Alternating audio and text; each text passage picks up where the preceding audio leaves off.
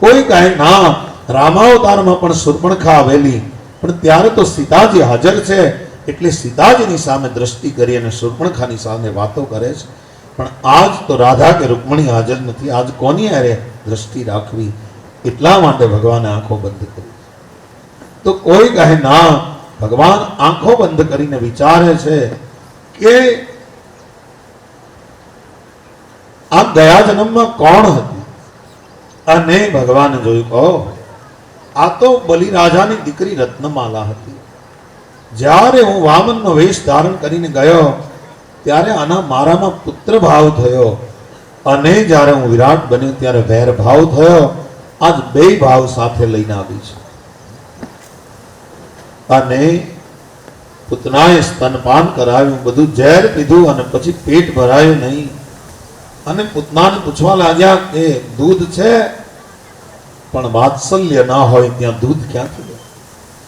તો પ્રાણ છે કે હા, કનૈયા પ્રાણ છે. અને કૃષ્ણ હવે પૂતનાને પકડી અને પ્રાણનું પાન કરવા લાગ્યા છે. રુદ્રને પોતાનો સાથી બનાવી અને પૂતનાના પ્રાણનું પાન કરવા લાગ્યા છે. અને પૂતનાના સર્વ મર્મ સ્થાનો ફાટવા લાગ્યા છે. પોતાનો પ્રાણ જાય છે એ ખબર પડી. પૂતના કારની ચીસો પાડે છે.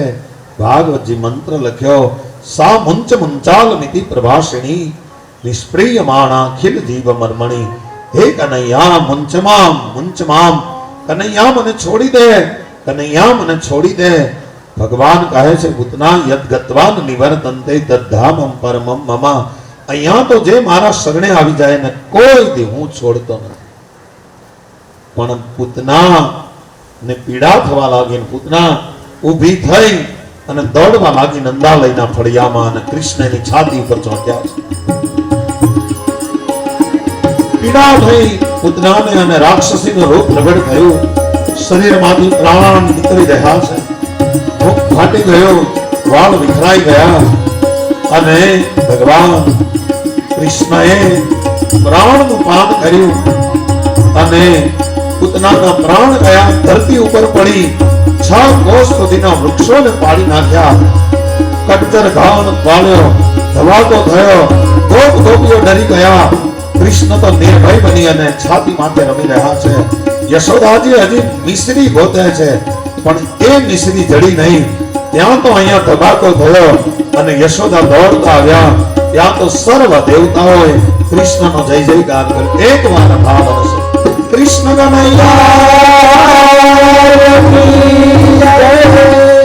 પૂતનાને મારા હરિએ મોક્ષ આપી દીધો છે. ભાગવત વર્ણન કરે છે કે પૂતના પડી તો ખરી, 6 કોષ સુધીના વૃક્ષોને પાડી નાખ્યા. અને કેવી લાગે છે? મોટું હળ હોય એવું તો મોઢું છે, ઉગ્ર દાઢ છે એવી તો હળનો, જેવી રીતે પાયો હોય એવી દાઢ છે. પર્વતની ગુફા હોય ને એવું તો નાક છે. 2 જોડમાં ગુફા આવેલી છે.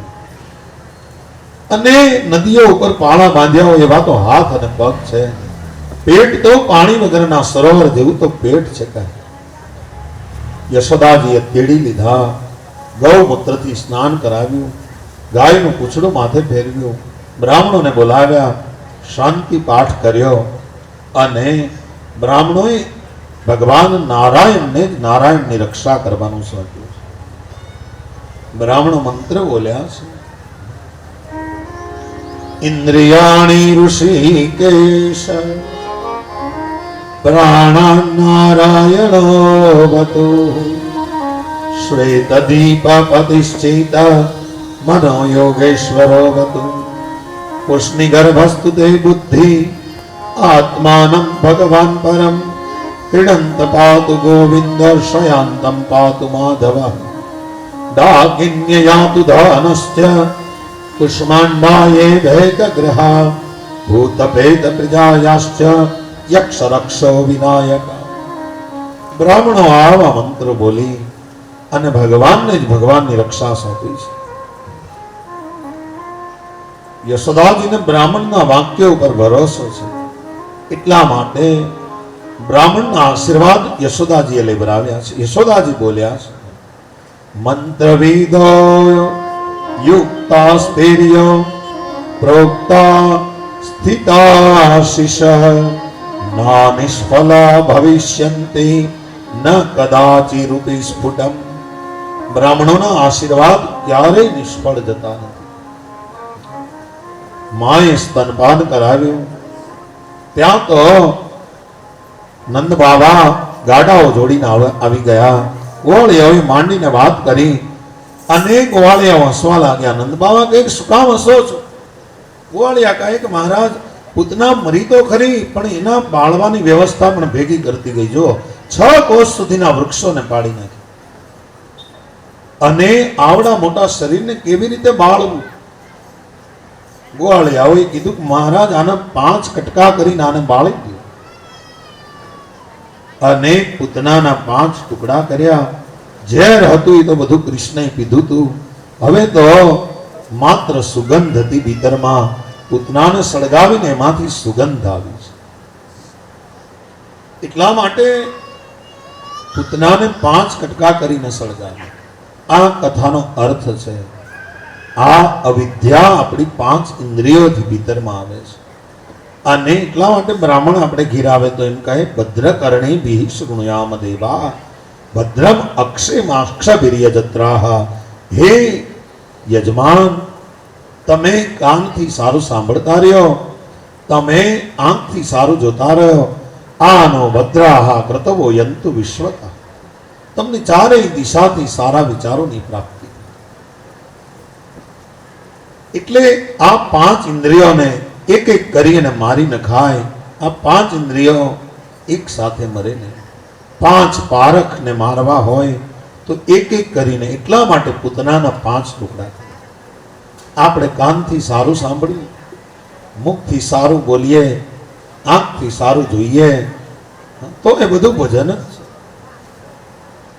બધું જ ભજન છે. પણ તમે જોજો આપણે ભજન કરવા બેસીએ ને બધા દરવાજા બંધ કરીને ભગવાનનું નામ લઈને અડધી કલાકમાં થાકી જાય. પણ જો કોકની નિંદા કરવા બેઠા હોય તો બપોરે ખાવાનું ભૂલાઈ જાય. માંડવીનો ઢગલો પીડ્યો હોય તો ખાઈ લઈને હાંજ પાડી દી. આપણને ખાવાનું યાદ ના, કારણ કે ઓલા બધામાં રસ આવે ને એ આપણી ઇન્દ્રિયોને બહુ ભાવે. અને ભજનનો રસ એને ભાવતો કરવો પડે, એને અભ્યાસ કરાવવો પડે. અભ્યાસ નાડી શુદ્ધ થયા પછી અભ્યાસ જાગે પાનભાઈ. જ્યાં સુધી બધી નાડી શુદ્ધ ન થાય ત્યાં સુધી અભ્યાસ જાગે. અને એના માટે એકાંતે બેસી મારા અલખને આરાધે તો પ્રભુજી પ્રસન્ન એને થાય. એકાંત ભક્તિ એ જ સર્વ સાધન છે. એટલા માટે પૂતનાની આવી વાર્તા કીધી છે. અનેક ફળ કથન બતાવ્યું કે પૂતના ઉદ્ધારની કથા જે સાંભળશે એને ભગવાનમાં રતિ થશે. અને આ બાજુ રાજા પરીક્ષિતને કથા સંભળાવી છે. રાજા પરીક્ષિત કહે છે મહારાજ મારા કાન ધરાતા નથી, મને હજી વધારે ને વધારે કથા કહો. પરીક્ષિત બોલ્યા છે. રાજાએ પ્રશ્ન કર્યો યેન યેનાવતારેણ ભગવાન હરીશ્વરઃ કરોતિ કર્ણરમ્યાણિ મનોજ્ઞાની ચન પ્રભો. મારા કાનને તમે રમ્ય બનાવો, મારા કાન ધરાતા નથી કહે છે. હજી મને કૃષ્ણ લીલાની વધારે કથા કહો. એટલે એક નવી કથામાં લઈ જાય છે. સુખદેવજી કહે છે રાજા સાંભળ, ભગવાનનું 4થું જન્મ નક્ષત્ર આવ્યું છે. ચોથું જન્મ નક્ષત્ર. આમ તો 27મા દિવસે એનું એ નક્ષત્ર પાછું આવે એટલે 4 વખત 27 દિવસ ગયા એટલે ભગવાન 108 દિવસના થયા. અને 108 દિવસના થયા એટલે લગભગ 3.5 મહિનાના થયા ભગવાન. અને 3.5 મહિનાનું સંતાન થાય એટલે એની મેળે પડખું બદલે, એની ડોક ઉપર એનો કાબુ આવે થોડો. અને 3.5 મહિના સુધી દીકરાને બહાર પણ કઢાય. એટલા માટે આજ વિકાસ અને વૃદ્ધિનો કૃષ્ણનો પહેલો પડાવ આવ્યો છે. એટલા માટે તમે જો આપણે ત્યાં માળાના પારા પણ 108 છે. 4 વખત નક્ષત્ર બદલે એટલે 108 દિવસ થાય ત્યારે વિકાસનો પહેલો તબક્કો પૂરો થાય. એને માની અને આપણે 108 પારા કે એક માળા કરીએ એટલે આપણા વિકાસનો એક તબક્કો પૂરો થાય. નંદ અને યશોદાના વ્રજમાં અનેક નિયમો પાળ્યા છે અને કેટલા નિયમો પાળ્યા છે તમે જુઓ. ભાગવતમાં તો આખી યાદી આપી છે. ગોકુળમાં માવઠું થાય ને તો એ પાણીનો ક્યાંય ઉપયોગ નથી કરતા, કારણ કે માવઠું થાય ત્યારે ધરતીને રજસ્વલા ગણવામાં આવે છે. વરસાદ પડે, ચોમાસું બેસે ને તોય પહેલા 3 દિવસના વરસાદના પાણીનો ક્યાંય ઉપયોગ કરતા નથી. અને 3.5 મહિનાનું બાળક ના થાય ત્યાં સુધી એને કોઈથી બહાર કાઢતા. તોય કૃષ્ણ તો 2 વાર બહાર જઈ આવ્યા, એકવાર ભોળાનાથ માટે ને એકવાર પૂતના માટે. અને કૃષ્ણ પણ વ્રજમાં રહ્યા ત્યાં સુધી અનેક નિયમો પાડ્યા છે. તમે જુઓ, કૃષ્ણ 11 વર્ષ ને 52 દિવસ સુધી વ્રજમાં રહ્યા ત્યાં સુધી એને કોઈથી સીવડાવેલા વસ્ત્ર પહેર્યા નથી. કૃષ્ણ 11 વર્ષ ને 52 દિવસ સુધી ગોકુળમાં રહ્યા ત્યાં સુધી એમણે કોઈથી પગમાં પગરખા પહેર્યા નથી. અને કૃષ્ણ 11 વર્ષ ને 52 દિવસ સુધી વ્રજમાં રહ્યા ત્યાં સુધી એમણે કોઈથી માથાના વાળને બાંધ્યા નથી, એને ઓળાવ્યા નથી, ખાલી બાંધી લે, એમાં એક મોરપીસ નાખી દે બસ. એટલા માટે દ્વારકામાં ભગવાન વધારે રહે, પણ દ્વારકાની રજનો મહિમા એટલો નથી જેટલી વ્રજની રજનો મહિમા. એટલા માટે આજે પણ સંતો વ્રજની રજમાં આળોટે છે. વ્રજની રજમાં અહર્નિશ અમને સ્થિર કરીને વ્રજની રજમાં અહર્નિશ અમને સ્થિર કરીને આવો તો થઈએ વ્રજવાસી, પરિક્રમા કરીએ 84. આવો તો થઈએ વ્રજવાસી, પરિક્રમા કરીએ 84. મારા જન્મ મરણની સળી ફાંસી ધન્ય શ્રી યમુના કૃપા કરી શ્રી ગોકુળ રજ સુપ્રભાતજો, રજની રજમાં અહર્નિશ અમને સ્થિર કરીને સ્થાપજો. તમે મોટા છો શ્રી મહારાણી, તમે જીવતની કરુણા જાણી. તમે મોટા છો શ્રી મહારાણી, તમે જીવતની કરુણા જાણી. અમને શરણ લેજો તાણી, ધન્ય શ્રી યમુના કૃપા કરી શ્રી ગોકુળ રજ સુપ્રભાતજો, રજની રજમાં અહર્નિશ અમને સ્થિર કરીને સ્થાપજો. આવી રીતે વ્રજની રજનો મહિમા છે. અને ભગવાનનું 4થું જન્મ નક્ષત્ર આવ્યું, બરાબર સાંભળજો. અને એ દિવસે કૃષ્ણને બહાર લાવશે.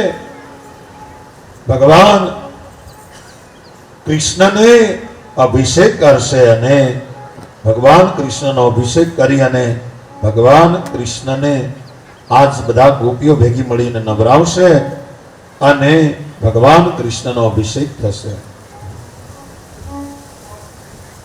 આજ 4થું જન્મ નક્ષત્ર આવ્યું છે અને આજ આખા ગોકુળને ભોજન માટે આમંત્રિત કર્યા છે. સર્વ ને બધાને આજ નંદના નંદાલયમાં ભોજન કરવા. બધાને આમંત્રિત કર્યા. આજ નંદ નંદનને તેડી અને માં યશોદા બહાર આવશે. જમનાજીની કુંડીઓ ભરી રાખી છે તાંબાની, અને એ જળથી ભગવાન કૃષ્ણને સ્નાન કરાવવાના છે. બધી ગોપીઓ, બધા ગોવાળિયાઓ આજે બધા નંદના નંદા લઈને આવ્યા છે. યશોદા લાલાને લઈને આવ્યા છે.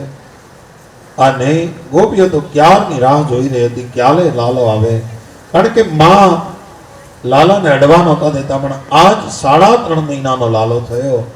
અને એટલા માટે આજ બધી ગોપીઓએ ભેગી મળી નક્કી કર્યું, આજ એવો ચોળી ચોળી નવરાવો છે કે તરત ઊંઘી જાય એવી રીતે નવરાવો.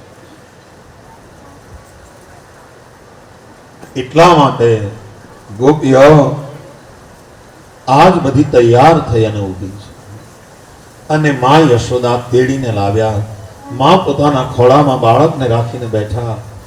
અનેક ગોપીઓ આજ બધી ભેગી થઈ. યમુનાના જળમાં કેસર નાખ્યું, કેસર યુક્ત જળ બનાવ્યું અને લાલાને નવરાવે છે. પણ કેવા લાગે છે?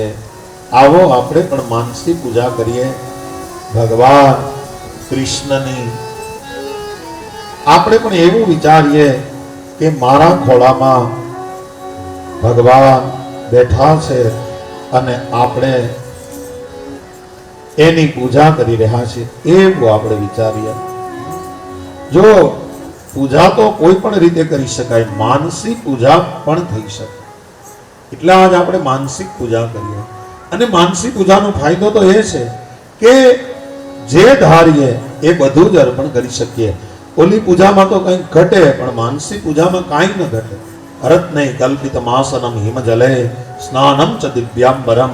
શંકરાચાર્ય લખે છે કે રત્નથી કલ્પેલું આસન, અને એનાથી તને રત્ને કલ્પિત માસનમ, અને હિમજલે હિમાલયમાંથી ગંગાનું પાણી લાવી અને સ્નાનમ ચ દિવ્યાંબરમ, સ્નાન કરાવી દિવ્ય અંબર, દિવ્ય વસ્ત્ર પહેરાવું છું. હા, કેવી કલ્પના કરી. આવો આપણે પણ એ કલ્પના કરીએ, પરમાત્માની માનસિક પૂજા કરીએ. યમુના જળમાં કેસર ઘોલી સ્નાન કરાવું શ્યામલા. યમુના જળમાં કેસર ઘોલી સ્નાન કરાવું શ્યામલા. હળવે હાથે અંગોછો લાડ લડાવું શ્યામલા. હલવે હાથે અંગો ચોરી લાડ લડાવું શ્યામલા. અંગવસ્ત્ર પૂછિયા પીડો પિતા ભરવાલા. વસ્ત્રો પૂછિયા પીડો પિતા ભરવાલા. સુગંધી મારો નાખો વાપડિયા તુજ વાડમાં. જમના જળમાં કેસર ઘોલી સ્નાન કરાવું શ્યામલા. કુમકુમ કેરા તિલક લગાવું ત્રિકમ તારા ભાલવા. કુમકુમ કેરા તિલક લગાવું ત્રિકમ તારા ભાલવા. અરજિયા કોવાજુ અંજન મારા બાલમાં. જલમાં કેસર ઘોલી સ્નાન કરાવું શ્યામલા. હસતી જાવું માટીને ઘાટે નાચી ઉઠું તારમાં. હસતી જાવું માટીને ઘાટે નાચી ઉઠું તારમાં. નજર લાગે શ્યામ સુંદરી નપકારી ગૌપાલમાં. જલમાં કેસર ઘોલી સ્નાન કરાવું શ્યામલા.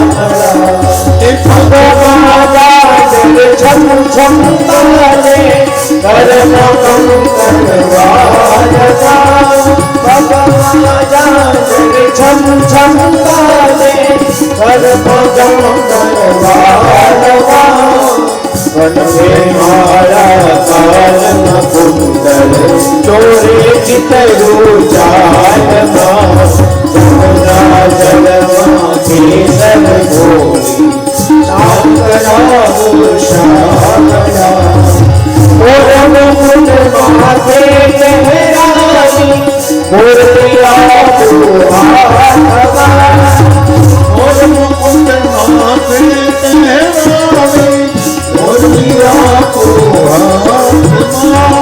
કૃષ્ણ કૃપાળુ નીલકી શોભા સર્વે સગરી વાસના જમના જલમાં કેસર ગોરી સ્નાન કરાવો શ્યામળા. યમુનાનું જળ લાવી કેસર યુક્ત કરી અને ભગવાનને એવા ચોળી ચોળીને નવરાવ્યા, વિધિ પૂરો કર્યો. પણ ત્યાં તો કૃષ્ણને આમ ઊંઘ આવતી હોય એવી લીલા કરી છે. અને ગોપીએ કીધું કે માં હવે આને કોરો કરીને હુબરાવી દો, હવે આ સૂઈ જશે. અને ગામડામાં તો શું હોય, એક ગાડું પડ્યું છે અને એ ગાડાની નીચે ખોઈ કરી અને ભગવાન કૃષ્ણને સુવડાવી દીધું. થોડીક વાર હિંચકો નાખ્યો ત્યાં તો કૃષ્ણ સૂઈ ગયા છે. પણ કોણ છે આ ગાડું? ભાગવત કહે આ ગાડું પૌરાણિક માન્યતા પ્રમાણે શક્તાસુર છે. ગયા જન્મમાં હિરણાક્ષનો દીકરો હતો, એનું નામ હતું ઉત્કચ. એકવાર એક જગ્યાએથી બીજી જગ્યાએ જતો હતો અને લોમસ ઋષિના આશ્રમમાં અનેક વૃક્ષોનો કચ્ચર ઘાણ પાડી દીધો. અને લોમસ નામના ઋષિએ શ્રાપ આપ્યો કે તારી આવી ઉદ્ધતાય તું દેહ રહિત બની જા. અને એટલા માટે આ ગાડામાં આવી અને શક્તાસુર બેઠો છે. આધ્યાત્મિક રીતે જોવા જઈએ તો આના અનેક અર્થો થાય. આ શક્તાસુર એટલે શકટ એટલે ગાડું. આ આપણા જીવનનું ગાડું છે. આ ગાડાનું વર્ણન ભાગવતમાં એવું કર્યું કે આ ગાડાની ઉપરના ભાગમાં ઘી, દૂધ, છાશ, માખણ ભર્યા અને નીચે ભગવાનને ખોઈ કરીને સુવડાવ્યા. એનો અર્થ એ થાય કે આપણા જીવનમાં આપણે નિંદાનો રસ, વાસનાનો રસ, કામનો રસ, કુથલીનો રસ, આદિ બધા રસ ભર્યા છે. સત્તાનો રસ, સંપત્તિનો રસ, અને નીચે ખોઈ કરીને ભગવાનને હુવડાવ્યા છે. આ બધું પૂરું થાય પછી ભગવાન આપણને દેખા દે ને. આપણે બધું પૂરું થઈ ગયું તો પછી કે હવે કથા બેહાડો. બાણ અને પરીક્ષા કરવી હોય તો આખડીએ થઈ જાય. બોલો પૂરું થયું કે નહીં. આ આપણે કથા બેહાડીને ભગવાન આપણી ઉપર બહુ રાજી થઈ જાય. આ 7 દિવસ એમ કે આ રાઘવ દાદાના પરિવાર ઉપર હું બહુ રાજી છું. અને આયા નદીમાં વિમાન ઉતારે, સ્વર્ગમાંથી આવે સીધું અને આપણને એમ કે હાલો બેસી જાઓ બધા, તમને સીધા ઉપાડવાના છે. તમારી ઉપર એટલો રાજી થયો છે. અહીં આગળ બેઠા હોય કોકને પહેલા ઉભા કરે, હાલો. ત્યાં બેઠા બેઠા કઈક મારી હાહુમ લેતા જાઓ, એને લઈ જાઓ. ઈ આયા રે ને અમે સ્વર્ગના સુખ ભોગવીએ. આવું તો કેમ થાય? અંતે હું એમ નથી કહેતો કે વિમાન હાવ ખાલી જાય, એમ નથી કહેતો, પણ ભરાય તો નહીં હોય. કોઈ મહાપુરુષો હોય એ બેસી જાય, ના પડાય, કારણ કે આ વસુંધરા બહુરત્ના છે.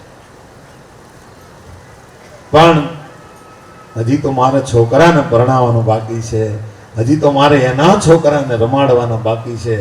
હા તો મરો, ભગવાન કે તો હવે એમ કરો, બીજું હું, એને પરણાવો. તમે પૈણ્યા, હવે એને પરણાવો. પણ વાત એટલી છે, પછી ત્યાંથી આવે પાછા, હાલો અહીંથી ઉપાડે, હાલો તમે તો બહુ સારું વગાડ્યું,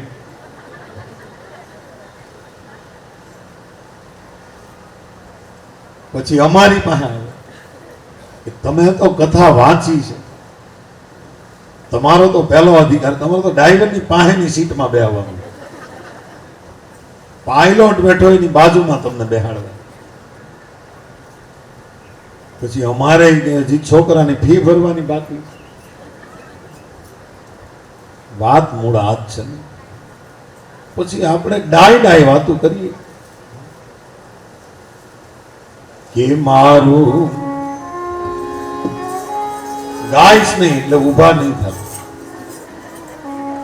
વન રાવણ છે રૂડો વૈકુંઠ લઈને આને ડાય વાતું કહેવાય. ગોપીઓને તો કૃષ્ણ હતા એટલે વનરાવન રૂડું હતું, પણ આપણી પાસે પણ આ ભગવાનનું વાંગમય સ્વરૂપ છે. એટલા માટે આપણે પણ આ ગાડામાં ઘી, દૂધ, છાશ, માખણ આદિ અને આ બધા રસો ભર્યા અને ભગવાનને ક્યાંય ખોઈ કરીને નીચે સુવડાવ્યા. એટલે ભગવાન આવા ભોગવાદી જીવનને સ્પર્શ કરે તો આપણું જડત્વ મળે અને અધ્યાત્મ પથના જિજ્ઞાસુને અવિદ્યા દૂર થાય, પછી જડતા રહી જાય છે. આ ગાડું જડતાનું પ્રતીક છે, પણ ભગવાનનો સ્પર્શ થાય એટલે બાકી અદા તિરસી નિગાહ જલવાન મેરે યાર કે ક્યાં ક્યાં ખૂબી ભરી. ભગવાનનો સ્પર્શ થાય અને જડ હોય બધું ચેતન કરે. એની આ કથા છે. ગાડાની નીચે ભગવાન કૃષ્ણ સુતા છે. થોડી વાર પ્રભુ જાગ્યા, રડે, અને કૃષ્ણના કામમાં જે કૃષ્ણને ભૂલી ગયા, ભગવાને પગ ઉછાળ્યા અને ગાડા નીચે સુતા સુતા ગાડાને કોમળ પગથી લાત મારી અને ગાડું ઊંધું વળી બે ભાગમાં વેચાઈ ગયું છે અને ગાડા ઉપર જે દહીં, દૂધ, છાશ, માખણ બધું ઢોળાઈ ગયું છે. માં દોડતી આવી, અવાજ સાંભળ્યો, કોણે કર્યું આવું? ગોવાળિયા કે તારા દીકરાએ પગ ઉછાળ્યા. પણ માં માને હજી તો 3.5 મહિનાનો દીકરો કઈ ગાડું થોડું તોડી શકે? અને ગોવાળિયા કે અમે જોયું ને માં, ગાડાને એણે જ ઊંધું વાળ્યું. પણ માં સાચું નથી માનતા. દોડતા આવ્યા, ગોદમાં લીધા, બ્રાહ્મણોની પાસે શાંતિ પાઠ કરાવ્યો. ભગવાને શક્તાસુરનો આવી રીતે ઉદ્ધાર કર્યો. નંદ બાબાએ બ્રાહ્મણોને ઉત્તમ કોટીનું ભોજન કરાવ્યું, ઉત્તમ કોટીની ગાયો દાનમાં આપી છે. બ્રાહ્મણોએ આશીર્વાદ આપ્યા. પણ 2 વખત કંસ નિષ્ફળ ગયો છે. બરાબર સાંભળો. મામો ત્યાંથી રમકડા મોકલ્યા કરે, ભાણીઓ તોફાની તોડી નાખે. એકવાર ઢીંગલી મોકલી, પૂતના એનું ગળું મરડી નાખ્યું. પછી મામાએ ગાડી મોકલી આ શક્તાસુરને, એને તોડી નાખી. હવે મામો વિમાન મોકલશે. પુનાવર્ત નામના અસુરને બોલાવીને કીધું, જા વંટોળિયો બનીને જા, આખા ગોકુળ મંડળને ધમરોળી નાખ. એવો વંટોળિયો લાય કે લોકોને જોવાની શક્તિ અણાઈ જાય. ગાયોને વંટોળિયામાં ઉડાડી દે, બધાના છાપરા ઉડાડી દે અને આખા ગોકુળમાં જેટલા બાળકો ઉડાડીને મારા પગમાં ઢગલો કરી દે. એ તૃણાવર્ત નીકળ્યો છે અને આ બાજુ યશોદાજી કૃષ્ણને સ્તનપાન કરાવે અને તેડીને માં ઉભા રહ્યા. પણ કૃષ્ણને થયું કે માં હશે તો લીલા કરવાની મજા નહીં આવે. એટલે ભગવાન કૃષ્ણએ પોતાનું વજન વધારવાનું શરૂ કર્યું. એવું વજન વધાર્યું કે માને એમ થયું કે આ તો લાલો છે કે પથ્થરની શિલા છે, એટલું બધું મને કેમ વજન લાગે છે? એમ કરીને માએ મૂક્યા હેઠા. નંદાલયના ફળિયામાં એક મોટો વડલો છે, ત્યાં મોટું બધું બેસવાની જગ્યા છે, એની ઉપર સુવડાવ્યા ગોદડી પાથરી. અને માં પોતાના કામમાં રોકાયા. પણ એક જગ્યાએથી જેમ કેમ રેલ આવે અને બીજા સ્ટેશન ઉપર સિગ્નલ આવી જાય એની પહેલા, એવી રીતે તૃણાવર્ત નીકળ્યો અને ભગવાનને ખબર પડી કે આવે છે તૃણાવર્ત. ભગવાને પોતાની તૈયારી કરી રાખી. ભગવાને વજન વધારવાનું શરૂ જ રાખ્યું. આને તૃણાવર્ત આવ્યો છે. પણ ગગને ગગને ગરજાટ ભરે, ગુમરી ગુમરી ગરજાટ ભરે, એવો તૃણાવર્ત આવ્યો છે કે જાણે અસાત ગંગુમય લુંબીએ જંબર બાદળ બેવડ ચોબડિયા મહેલાર મહેલી લડ ગહેલી નીર જલે ન વલે તલિયા. આ એવો તૃણાવર્ત આવ્યો છે, બંટોળિયાનું રૂપ લઈ અને આખા ગોકુળને ઢાંકી દીધું. લોકોની જોવાની શક્તિ અણાઈ ગઈ. અત્યંત ભયંકર અવાજથી દશે દિશાઓ કંપી ઉઠી અને સમગ્ર વ્રજને રજથી અને તમથી ઢાંકી દીધું. યશોદા કૃષ્ણને શોધે છે, કૃષ્ણ હતા નહીં. યશોદા પુત્રને યાદ કરીને બે બાંકડા બન્યા. યશોદા પૃથ્વી ઉપર પડ્યા, અશ્રુની ધારા વહી અને વંટોળિયાના રૂપમાં તૃણાવર્ત ભગવાનને આકાશમાં ઉઠાવી ગયો છે. લઈ જવાના હતા તો કંસ પાસે, પણ ભગવાને એવું વજન વધાર્યું, એટલું વજન વધાર્યું કે તૃણાવર્તની શક્તિ મંદ પડી ગઈ. તૃણાવર્તનો વેગ શાંત થયો. તૃણાવર્ત કૃષ્ણને હવે નીલગિરી પર્વતની વિશાળકાય શિલા સમજવા લાગ્યો. તૃણાવર્તને થયું કે કંસ સુધી તો નહીં પહોંચે, પણ જ્યાં સુધી પહોંચે ત્યાં સુધી અને પર્વતની શિલાની હારે પછાડું અને એને મારી નાખવું. આવા ભાવથી તૃણાવર્તે કૃષ્ણને છૂટા મૂક્યા. પણ કૃષ્ણ કહે છે, તું મને ઉપર લાવ્યો, હવે હું તને હેઠે લઈ જાય, હું તને નહીં છોડું. યદ ગત્વાન નિવર્તન્તે, હવે હું તને નહીં છોડું કહે. અને તૃણાવર્તને નીલગિરી પથ્થરની શિલાઓ સાથે ભટકાડ્યો. તૃણાવર્તનો પ્રાણ ગયો. મારા હરિએ તૃણાવર્તને મુક્તિ આપી દીધી છે, એની કથા છે. યશોદાજીને ફરી વખત પાણી છાંટ્યું. માં ભાનમાં આવ્યા. ગોવાળિયાઓએ ખબર આપ્યા, ગામની બહાર તમારો દીકરો કોઈ રાક્ષસની છાતી માથે ચડીને રમી રહ્યો છે. નંદજી, ગોવાળિયા, માં બધા દોડતા ગયા અને કૃષ્ણને તેડી અને પાછા લઈ આવ્યા. ભગવાને તૃણાવર્તને મુક્તિ આપી છે. કોણ છે આ તૃણાવર્ત? આપણા જીવનને ક્યાં અડે છે આ કથા? પૂતનાનો ઉદ્ધાર કર્યો, આપણા જીવનમાંથી અવિદ્યાને દૂર કરવાનું કહ્યું. શક્તાસુરનો ઉદ્ધાર કર્યો, આપણા જીવનમાંથી જડતાને દૂર કરવા કહ્યું. અને હવે તૃણાવર્ત કોણ છે? તૃણાવર્ત ગયા જન્મમાં કહે છે તૃણાવર્ત પાંડુ દેશમાં એક સહસ્ત્રાક્ષ નામનો રાજા હતો. એકવાર નર્મદાના કિનારે ફરતો હતો અને ત્યાંથી દુર્વાસા ઋષિ નીકળ્યા અને તૃણાવર્ત ખાલી પગે ન લાગ્યો અને તૃણાવર્તને શ્રાપ આપ્યો કે તું રાક્ષસ બની જા. અને એટલા માટે તૃણાવર્ત વંટોળિયો બનીને આવ્યો છે. પણ ભાગવતનો એક મંત્ર વાંચે તો પણ એમાં ખબર પડી જાય કે આ તૃણાવર્ત કોણ છે. હા, ભાગવતે મંત્ર લખ્યો છે અદ્ભુત. મુરહુતમ ભવદ ગોષ્ઠમ રજસા તમસા વૃત્તમં સુતમ ના પશ્ય તસ્મિન. ભાગવત કહે છે કે આ તૃણાવર્ત કોણ છે?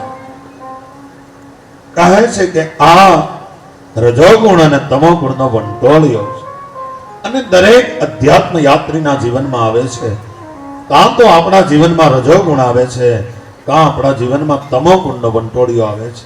રજસા તમસા વૃત્તમં. એટલા માટે ભગવાન કૃષ્ણના દર્શન આપણને થતા નથી. રજોગુણનો વંટોળિયો આવે, ક્યારેક આપણને એમ થાય આપણે રાજા બની જઈએ, એ રજોગુણનો વંટોળિયો છે. અને ક્યારેક આપણને એમ થાય કાંઈ કરવું નથી, આ તમોગુણનો વંટોળિયો છે. પણ આ બંને સાધકને નડે છે અને બંને સાધકની સાધનામાં એક ખલેલ પહોંચાડે છે. એટલા માટે થઈ અને અહીંયા મુરહુદમ ભવદ ગોષ્ઠમ રજસા તમસા વૃત્તમ. આ રજોગુણ અને તમોગુણનો વંટોળિયો છે. અને તમોગુણ આવે તો રજને લાવે. તમ એટલે અંધારું અને રજ એટલે ધૂળ. એવો વંટોળિયો આવ્યો કે અંધારાથી બધાને ભરી દીધા, રજથી બધાને ભરી દીધા. એવો વંટોળિયો આવ્યો છે. અને એ વંટોળિયા આપણા જીવનમાં પણ આવે છે, વાવાઝોડા આવે છે. ભીતરમાંથી એમ થાય હું જ બધાનો રાજા છું. ક્યારેક એમ થાય કાંઈ કરવું નથી. જરૂરી છે રજોગુણ ના હોય તો કામ ન થાય, તમોગુણ ના હોય તો ઊંઘ ના આવે, પણ વધી જાય એ વંટોળિયો છે. નહીતર જીવન જીવવા માટે તો જરૂરી છે જ, પણ વધી જાય ને એનું નામ વંટોળિયું. આ બંને ગુણ વધી ન જવા જોઈએ એમ ભાગવત આપણને સમજાવે. પછી તૃણાવર્તથી થાક્યા, ભૂખ લાગી, માએ સ્તનપાન કરાવ્યું. ભગવાન ધરાતા નથી. માને થયું કે માંદો પડશે લાલો ધરાતો નથી. માએ ગલી પછી કરી લાલાને અને મોઢું ખોલ્યું. પહેલી વાર માને પોતાના મોઢામાં બ્રહ્માંડનું દર્શન કરાવ્યું છે. અને બીજી વખત માટી ખાધી ત્યારે કરાવ્યું. પહેલી વાર માને બ્રહ્માંડનું દર્શન કરાવ્યું છે. આવી કથા થઈ અને પછી તો એકવાર માને કહેવા લાગ્યા કે માં, મારા મોઢામાં બ્રહ્માંડ છે, તું જો હું તને સ્તનપાન કરું તો હું એકલો જમતો નથી માં, આખું વિશ્વ જમે છે, તું તો વિશ્વંભરી છો.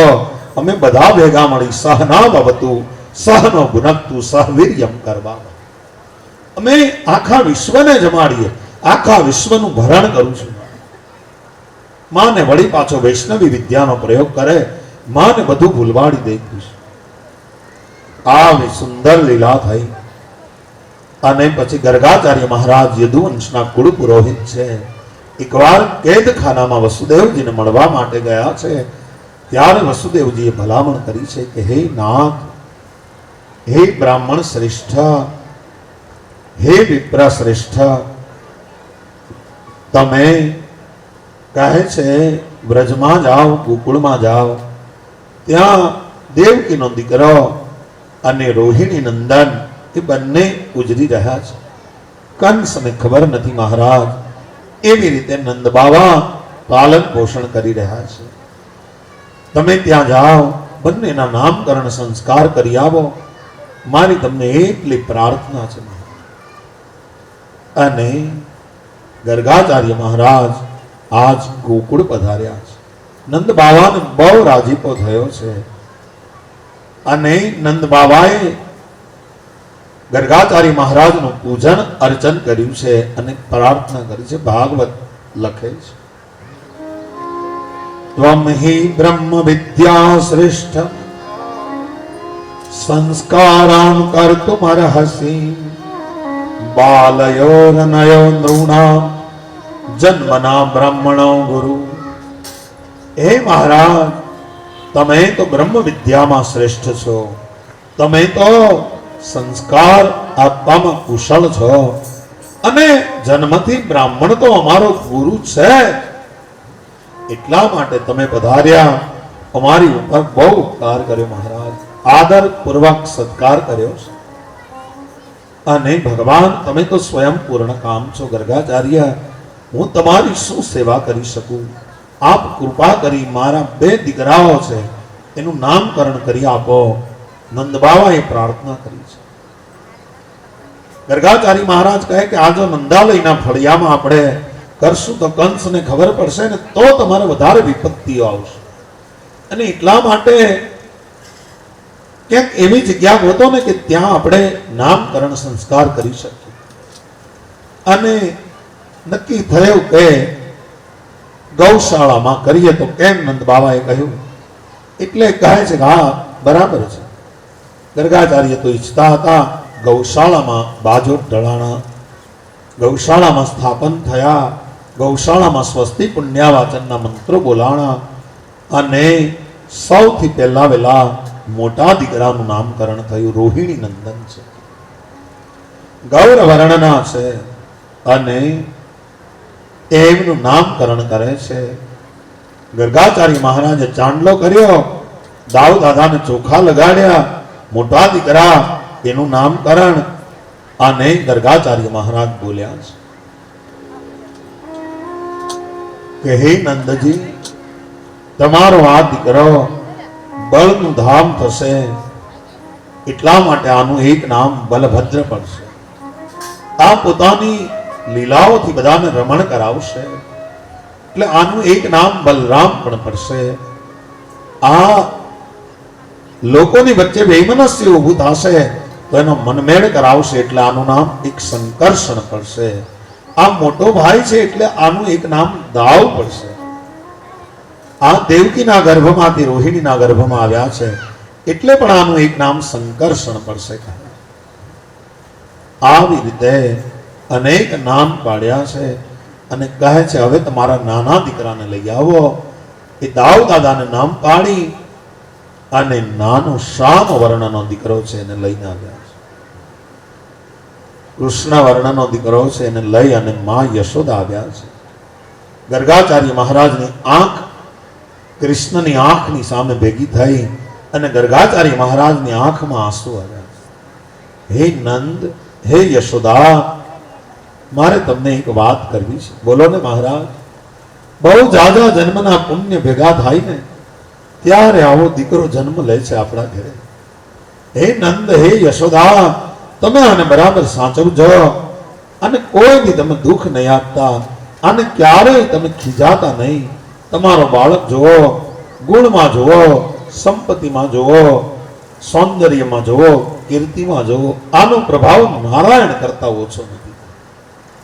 આ ભગવાન નારાયણ જેવો છે એ જ છે. અને દરેક યુગમાં આ શરીર ધારણ કરીને આવે છે.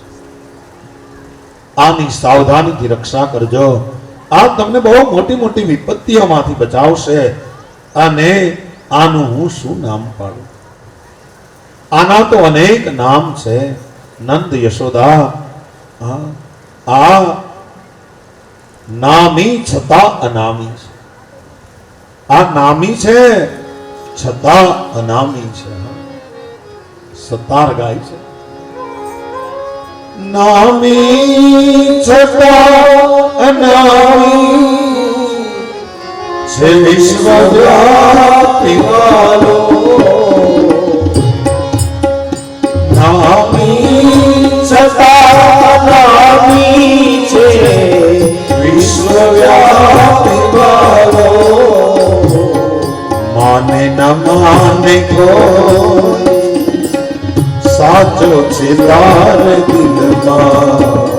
જીવનના સુર ચાલે છે તાર દિલમાં. ભક્તિ કરી જાઉં મારો છે યાર દિલમાં. ભક્તિ કરી જાઉં મારો છે યાર જીવનના સુર ચાલે. જીવનના સુર ચાલે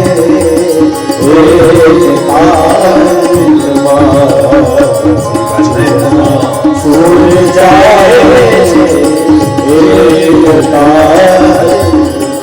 આવો નામી છતાં અનામી છે વિશ્વવ્યાપી વાલો. હું શું નામ પાડું?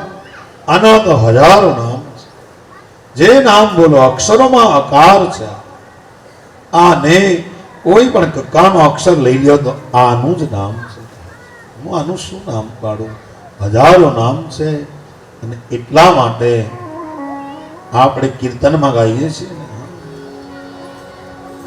હરિ તારા નામ છે હજાર, કિયા નામ લક્ષ્મી કંકોતરી. હરિ તારા નામ છે હજાર, કિયા નામ લક્ષ્મી કંકોતરી.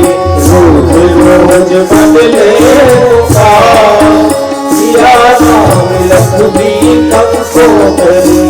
રોજ રોજ બદલે પુકાર, કિયા નામ લક્ષ્મી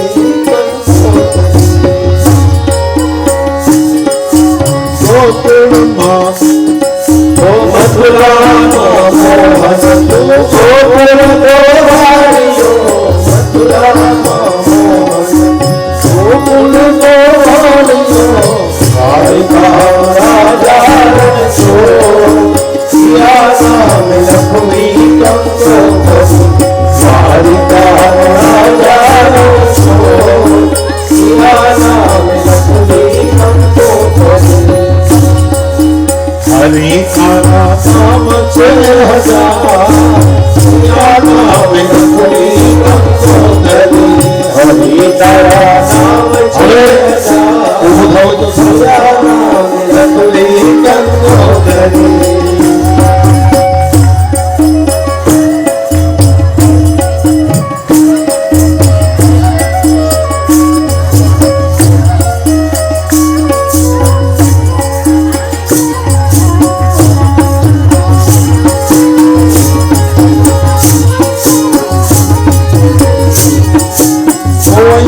तने राम कहे कोई राम राम, कोई तने राम कहे कोई राधे श्याम, कोई कहे नंदनो किशोर। सिया राम लक्ष्मी कंसोदरी, कोई कहे नंदनो किशोर। सिया राम लक्ष्मी कंसोदरी, बरसीले तारा स्वामी सामणियो, बरसीले तारा स्वामी सामणियो, पुरानो गिरधर गोपाल। सिया राम लक्ष्मी कंसोदरी, श्री राम गिरधर गोपाल। सिया राम लक्ष्मी कंसोदरी, हरि तारा नाम 6000। सिया राम लक्ष्मी कंसोदरी, हरि तारा नाम 6000। सिया राम लक्ष्मी कंसोदरी, भक्तों की रात से रूप तो गया रे, भक्तों की रात से रूप तो गया रे, अंते तुम्हें रोए। सिया राम लक्ष्मी कंसोदरी, अंते तुम्हें रोए। सिया राम लक्ष्मी कंसोदरी।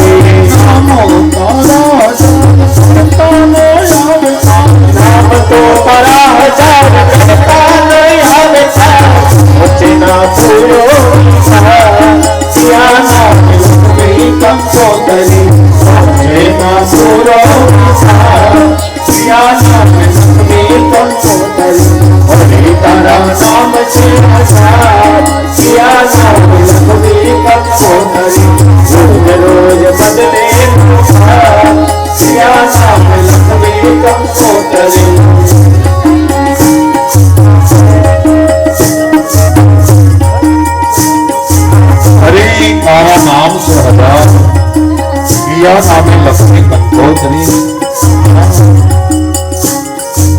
अपने लड़ा લડાવો લાડ રાખો ચરણોની પાસ તમને લડાવો લાડ રાખો ચરણોની પાસ જો ભક્તોની સંભાળ સિયા નામે લખવી લખો કરી જો ભક્તોની સંભાળ સિયા નામે લખવી લખો કરી એના ચોગાલા કાન લખીએ કંકોતરી ચોગાલા કાન લખીએ કંકોતરી એ તો વેંકટનાથા સિયા નામે લખવી કંકોતરી એ તો વેંકટનાથા સિયા નામે લખવી કંકોતરી પિતાના નામ છે અક્ષર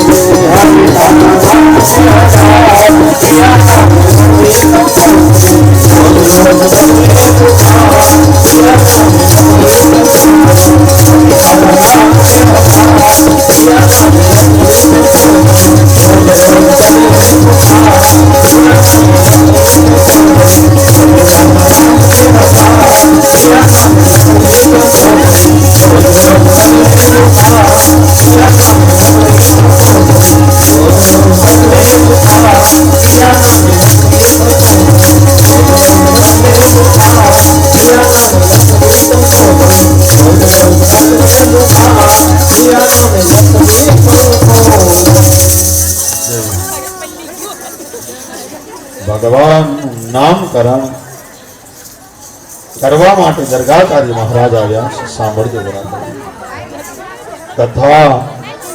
અને ભગવાનની સાથે ચાર આંખ મળી નંદ યશોદા આ તમારા દીકરાને બરાબર સાચવજો. તમને અનેક વિપત્તિઓમાંથી કહે છે તમને બચાવશે. અને આના હું શું નામ પાડું? આના તો હજારો નામ છે, છતાં નામ તો પાડવું પડશે. આ બધાને પોતાની લીલાઓથી આકર્ષી લેશે. એટલે એક નામ કરશતી ઇતિ કૃષ્ણ, કૃષ્ણ પડશે.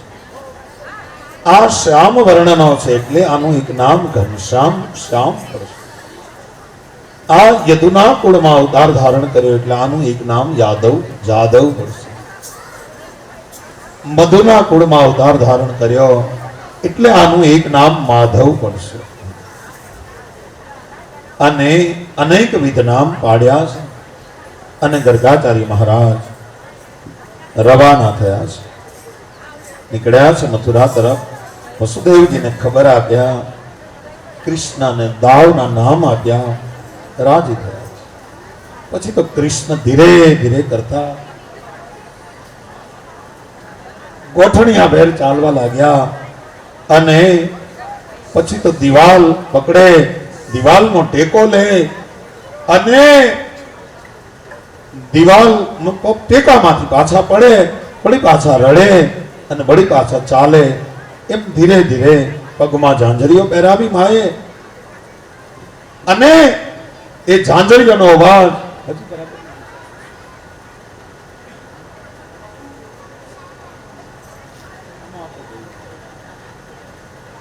આમાં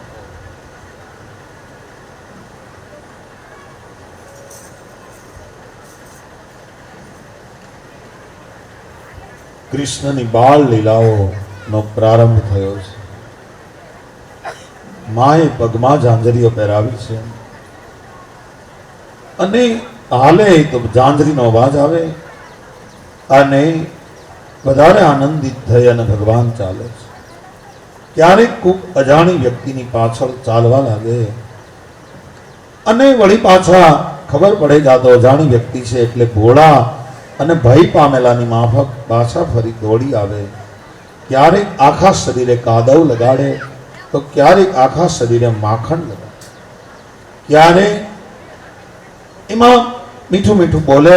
એમાં બે દાંત આવ્યા અને એ દાંતથી હસે તો બહુ રૂપાળા લાગે.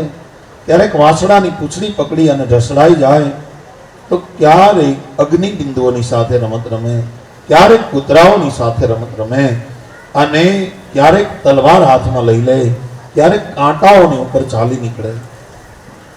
એકવાર તો સુના ઘરમાં એકલા હતા અને માખણ ખાતા હતા અને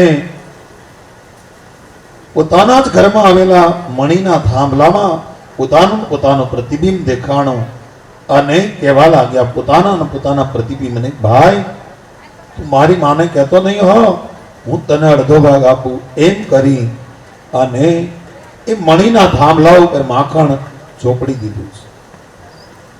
યશોદાજી કદાચ ગુસ્સે થાય તો એકવાર તો માખણ ખાતા હતા અને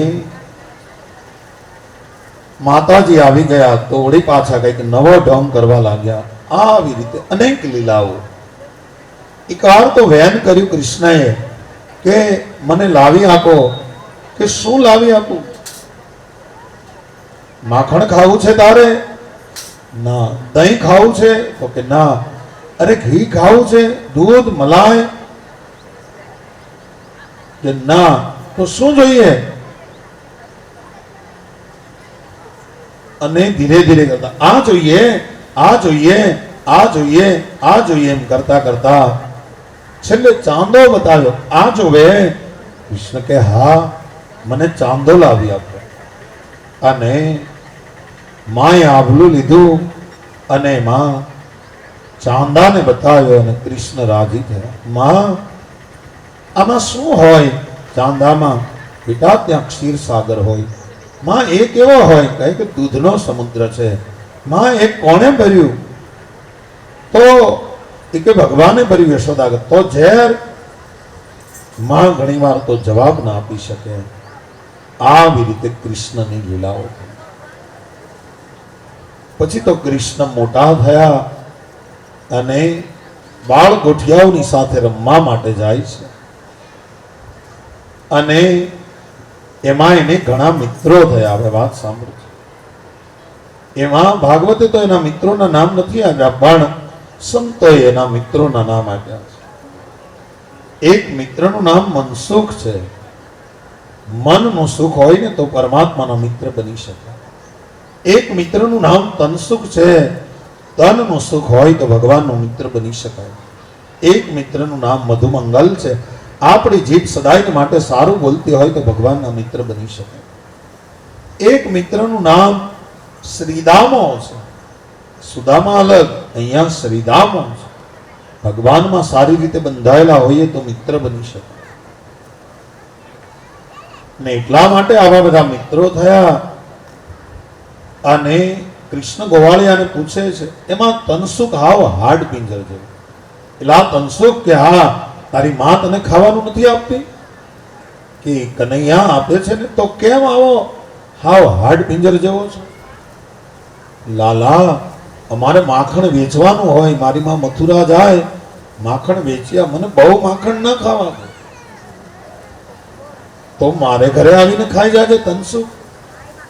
અને અહીંયા એક દિવસ હોય તો ખવાય, કઈ રોજ તારે ઘેર આવી અને માખણ ખવાય? રોજ માંગીને ખવાય?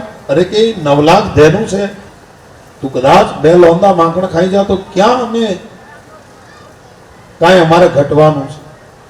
ના લાલા એવી રીતે ના ખવાય. તો કૃષ્ણ કહે કે જો એવી રીતે ન ખવાય તો હજી એક રસ્તો છે. બોલો. માંગીને ન ખાવું હોય તો હજી એક રસ્તો છે. કયો રસ્તો? તો ચોરીને ખાવ. પણ ખાવ. એ આખી મંડળ બનાવ્યું કૃષ્ણ. સંતોએ તેનું નામ પાડ્યું ચોરીય વિદ્યા પ્રસારણ મંડળ. એટલે ચોરીની વિદ્યાનો પ્રસાર કરતું એવું મંડળ. અને એમાં 8 વર્ષનો બાળક અને 80 વર્ષનો ભાભો હોય ને પણ દોડી શકવો જોવે એ બધા એના સભ્ય બની. શરત એ કે પગમાં કપાસી ન હોવી જોઈએ. એક જ શરત. કોક પાછળ પડ્યું હોય તો દોડી શકવા જોઈએ આપણે, બસ એક જ શરત. અને ભગવાન કૃષ્ણએ આવું અને એને એક સૂત્ર આપ્યું, કફલમ. ચોરીનું ફળ ખરાબ હોય એટલે આવું સૂત્ર આપ્યું અને આખી મંડળ બનાવ્યું છે. અને કૃષ્ણ એના પ્રમુખ. બધાએ આખું નક્કી કર્યું કે આવી રીતે મંડળ બનાવવું છે. અને ચોરી વધવા લાગી. ધીરે ધીરે બધાના માખણ મહીના માટ ભર્યા હોય એ તોડાવા લાગ્યા. આખા ઘરમાં ગાર થવા મળી, માખણની રેલામ છેલ થવા મળ્યું. અને હવે તો ચોરી વધવા લાગી. પણ કૃષ્ણ કહે, તને તનસુખ જાડો કરેલો તો મારો કરેલો. તો આ જમાનો નહોતો ન કરી કે તને માખણના બાટલા ચડાવી દઉં, ઇન્જેક્શન આપી દઉં માખણના. એવો કરેલો તો મારો કરેલો. હા, એ ચોરીઓ વધવા લાગી. અને ગોપીઓ માને આજ ફરિયાદ કરવા માટે જાય. ફરિયાદ ભાગવતમાં લખી છે. હા, કેવી ફરિયાદ કરે છે માને.